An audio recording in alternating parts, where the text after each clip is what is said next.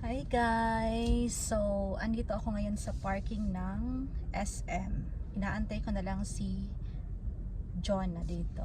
So, as you can see, naka-uniform pa ako kasi galing pa ako sa work.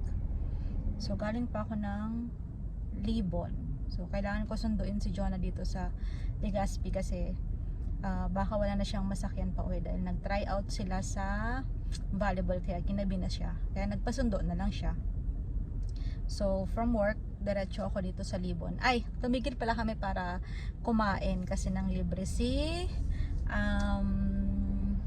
Ma'am Lerms sa Jollibee. So, nakakain naman ako.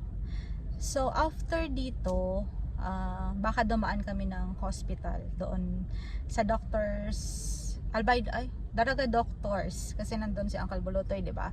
So, baka dumaan kami doon. And then, so, kaya rin naman, hindi naman ako masyadong pagod. Laban lang, sabi nga. 'Di ba? So, ganun talaga yung mga sakripisyo ng nanay. Kaya, sa mga nanonood dyan, lalong-lalo sa mga kaya sa mga estudyante ko na nanonood, so, i-appreciate nyo yung mga sacrifices ng mga nanay nyo. Yun lang. So, see you again next time. Bye!